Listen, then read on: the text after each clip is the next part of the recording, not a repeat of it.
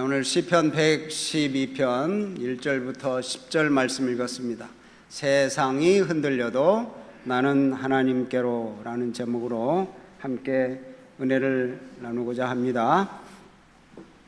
자, 세상이 흔들리고 우리에게 위협이 다가올 때 과연 우리는 그 고난을, 그 파도를 어떻게 담당하고 어떻게 이겨낼 수 있을까라는 그런 답을 우리 시편 112편에서 우리에게 주어집니다. 이 시대 참 불안하죠. 늘 어느 때나 불안하지만 이 시대도 늘 불안합니다. 경제적인 위기, 질병의 문제, 세계적으로 전쟁의 소식, 환율 때문에 힘들어하고 그런 일들이 우리들에겐 너무 많습니다. 흉한 뉴스들이 많아요. 여러분, 요즘 광주 여고생 살해 사건 여러분 아시죠? 장윤기 사건이라고 아시잖아요. 이게 장윤기가 이제 여고생을 살해했는데 그 아버지가 경찰관이에요. 그 큰아버지도 경찰관이야. 그래가지고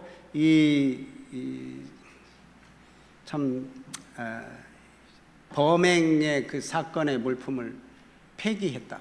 그래가지고 그게 이렇게 좀 다르게 결말이 날 뻔했는데 이제 검찰이 보완 수사를 해가지고 이제 다시 이게 드러나게 된 거죠.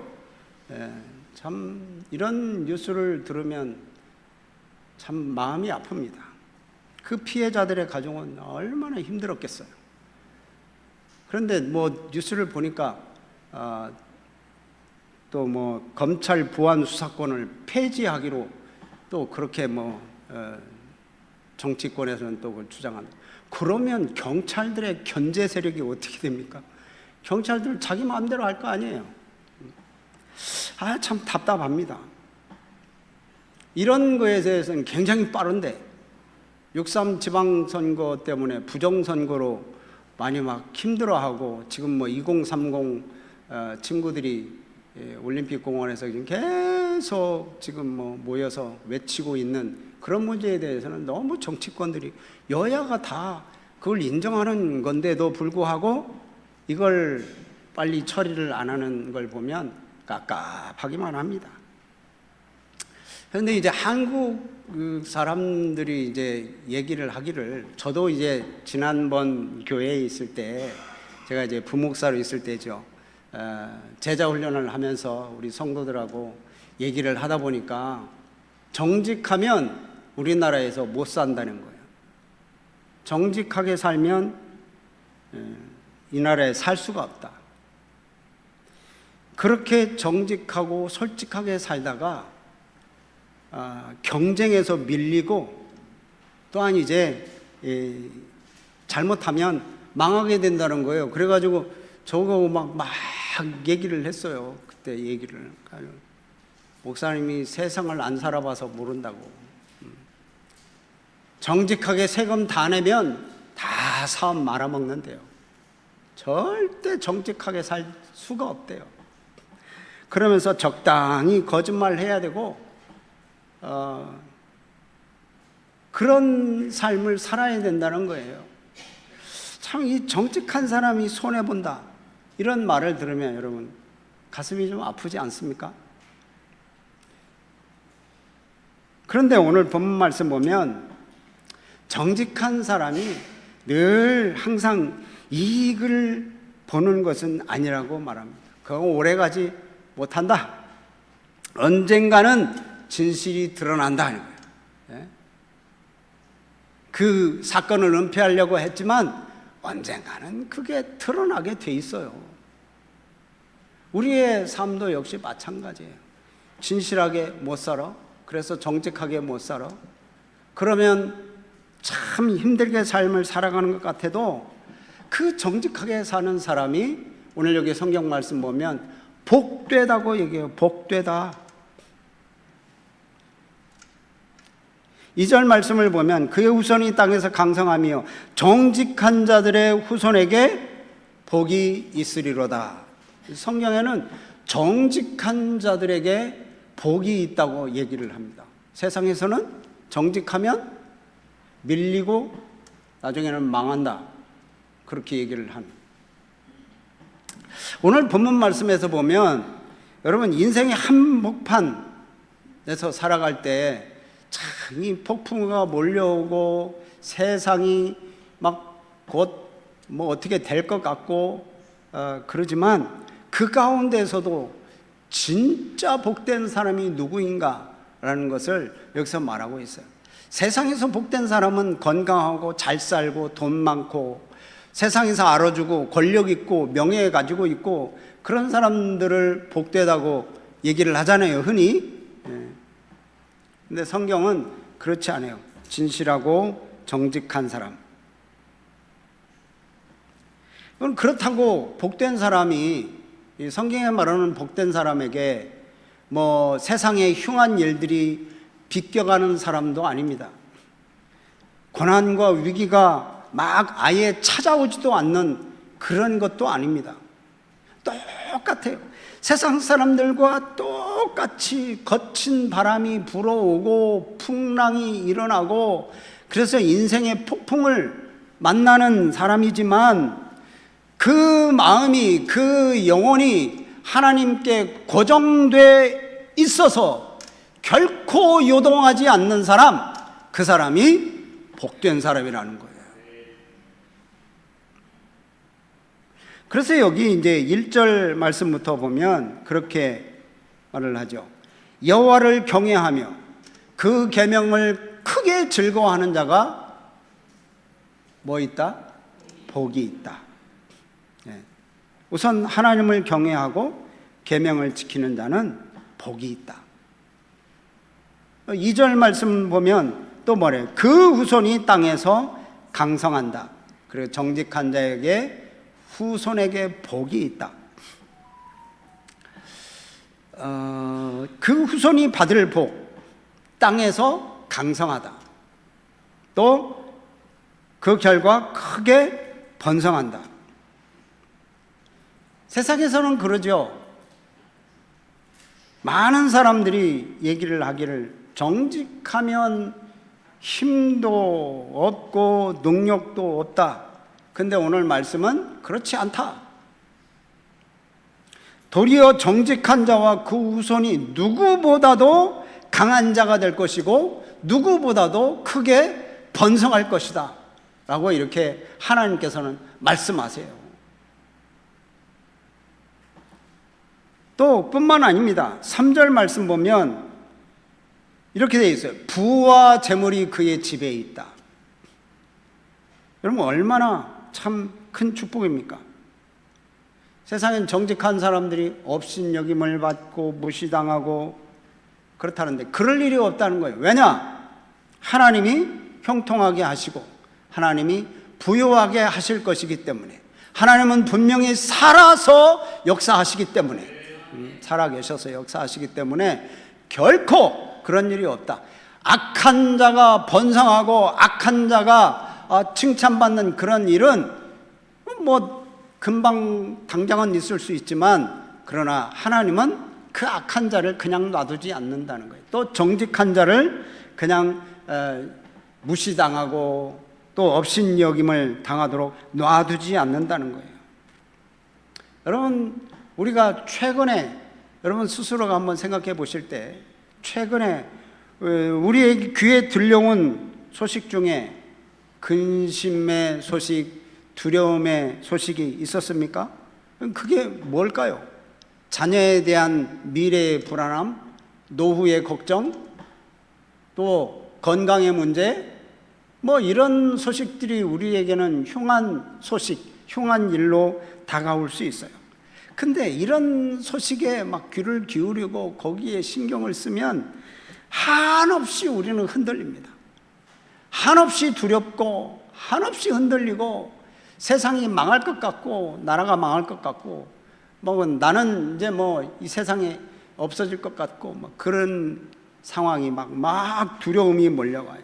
그런데 그런 상황 속에서도 우리의 시선을 하나님께 고정을 하면 이 세상의 어떠한 소문도 다 이겨낼 수 있습니다. 여기서 1절 말씀에 하나님을 경외하고 그 하나님의 말씀을 즐거워하는 자,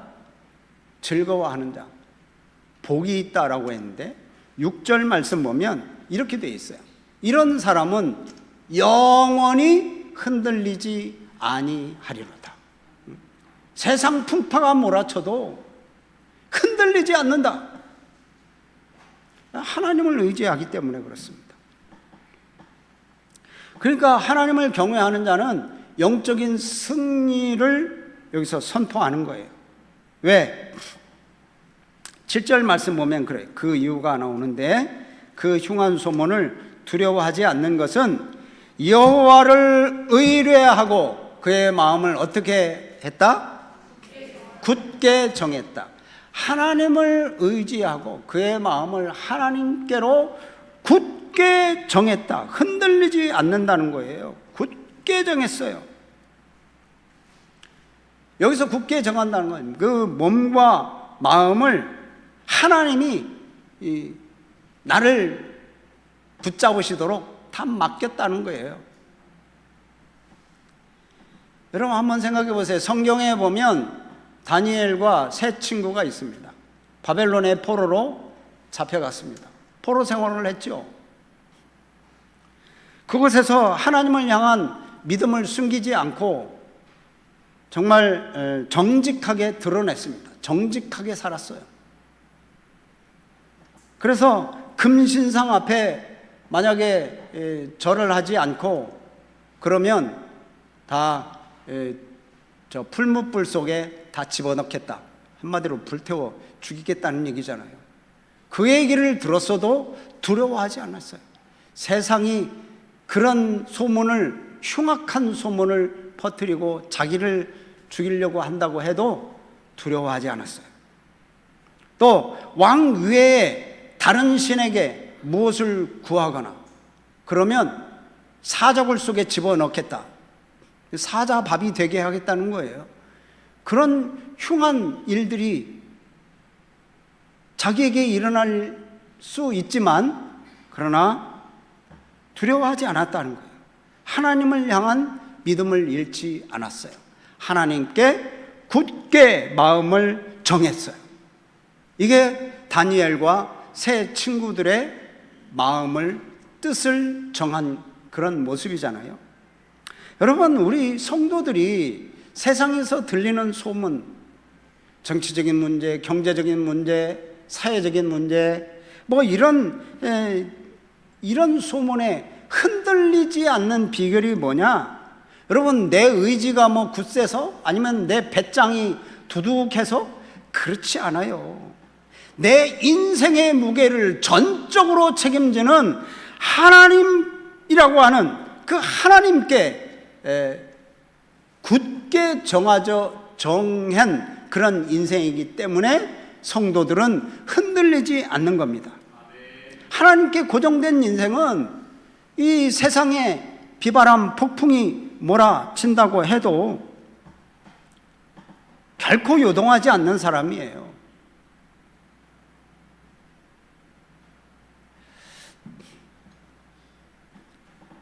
그래서 그런 사람들은 아무리 폭풍우가 몰아쳐도 인생이 험하게 자기를 힘들게 해도 잠잠하게 아침을 기다리는 거예요. 편안하게 잠을 잘 수 있는 거예요. 여러분, 우리가 이제 연륜이 많이 쌓이면 쌓일수록 우리가 깨닫는 것이 뭡니까? 내 힘으로 할 수 있는 일이 그렇게 많지 않구나 라고 하는 것을 우리가 알잖아요. 깨닫잖아요. 인생을 통해서 그런 것들을 하잖아요. 내 힘으로 해결하려고 하니까 막 자다가도 가슴이 철렁 내려앉고 이 일 안 되면 어쩌나 그래가지고 밤잠을 설치는 그런 것이죠. 내가 쥐고 있던 이런 이 인생의 통제권을 딱 내려놓으시기 바랍니다. 그래서 온 우주와 우리의 생사화복을 주관하시는 하나님께 의지하고 주님께 우리의 마음을 정해 보십시오. 맡겨 보십시오. 주님이 붙드시는 인생이 되면 여러분, 우리들은 영원히 흔들리지 않는 믿음의 삶을 살아가게 될 줄로 믿습니다. 그렇다면 우리가 어떻게 이 의인의 축복을 누릴 수가 있는가?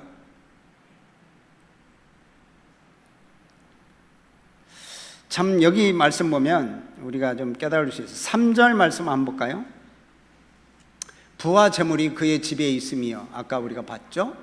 그의 공의가 영구히 서 있으리로다.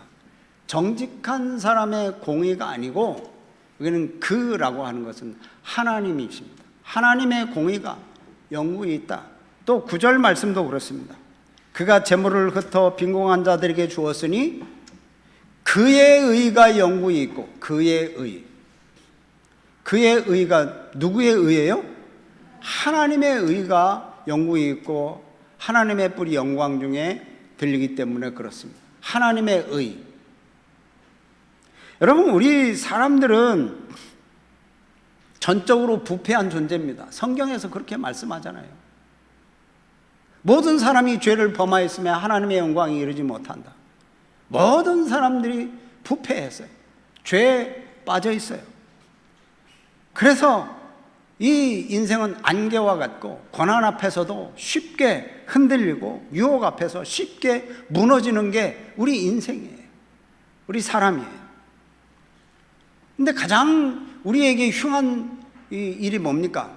이 죄의 문제 때문에 우리 인간은 영원히 멸망받아야 되는 이 지옥의 그냥 멸망의 자리로 나아가야 되는 그것이 우리에게 있어서는 가장 흉한 일이죠.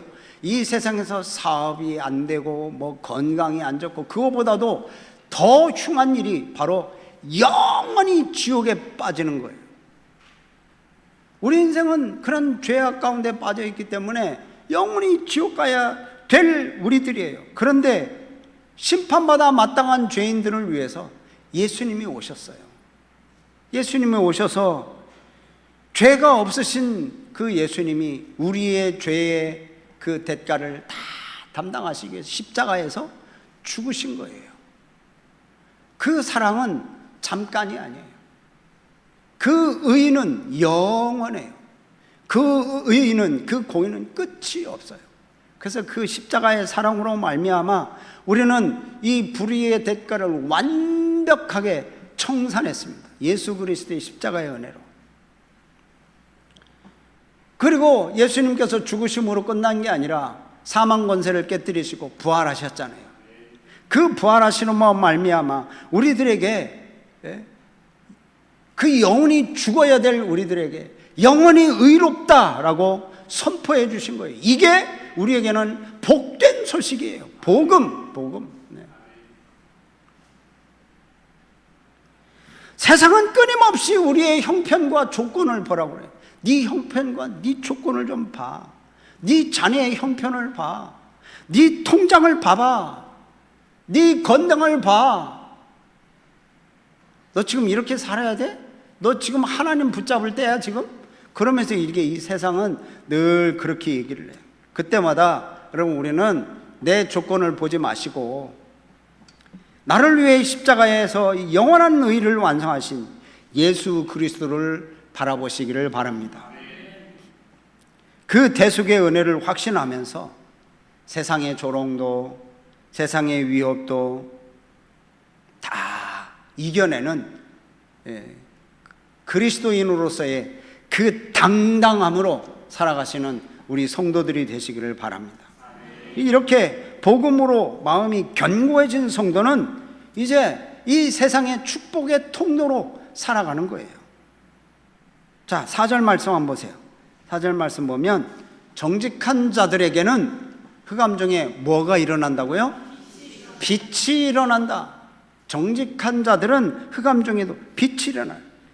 고난의 흑암이 가득 차고 또 참 질병으로의 그 고난의 흑암이 우리들에게는 가득 찰 수도 있습니다. 그래서 내 한 몸 챙기기 바쁠 때 우리 예수 믿는 우리 성도들은 하나님의 사랑을 비추는 그 빛으로의 길을 걸어갈 수 있다는 거예요. 그게 이제 빛으로의 삶이 9절 말씀 겁니다. 그가 재물을 흩어 빈궁한 자들에게 준다. 이게 넉넉한 삶을 살아가는 거죠. 그거 뭐 돈이 많아서 넉넉한 삶을 살아가는 게 아니라 마음이 넉넉한 거예요. 그렇게 풍성하지 않아도 나눌 줄 알고 베풀 줄 알고 사랑을 할 줄 아는 그런 삶을 살아가는 거예요. 여러분, 우리 늘푸른 교회 우리 성도님들, 우리가 뭐 넉넉한 건 아니잖아요. 그렇지만 이 있는 것 가지고 함께 나누며 또 베풀며 사랑을 나눌 때 우리들에게는 풍성하게 더 채워질 줄로 믿습니다. 손에 쥐려고 하면 더 부족하게 되고 나누려고 하면 더 풍성하게 하나님께서 채워주실 줄로 믿습니다. 반면에 하나님을 대적하며 내 힘으로 살려고 하는 의인은 그럼 어떤가? 정직한 자는 주변 상황을 두려워하지 않습니다. 하나님께 굳게 서서 어두움의 빛이 됩니다. 이것을 악인들은 보고 10절 말씀 보면 악인들은 이를 보고 한탄, 이를 갈아요.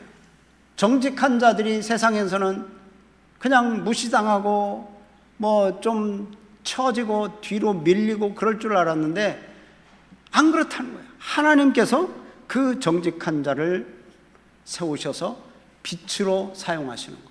이걸 보면서 그들은 이를 가라. 그래서 결국은 그들의 욕심은 다 사라진다.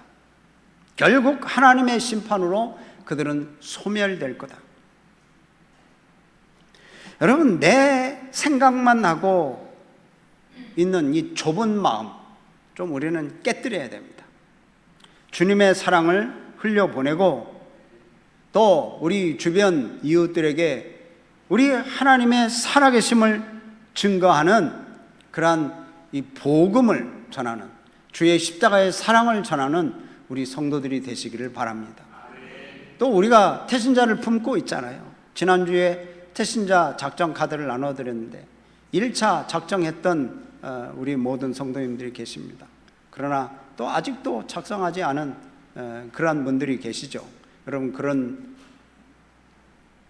영혼들을 생각하면서, 죽어가는 영혼들을 생각하면서 여러분 오늘 하나님이 살아계심을 증거하고 세상에 빛이 되는 우리 성도들이 되시기를 바랍니다. 내 입술의 원망을 없애버리고 이제는 영원한 감사, 영원한 찬송, 그 사명을 회복하시는 우리 성도들이 되시기를 바랍니다.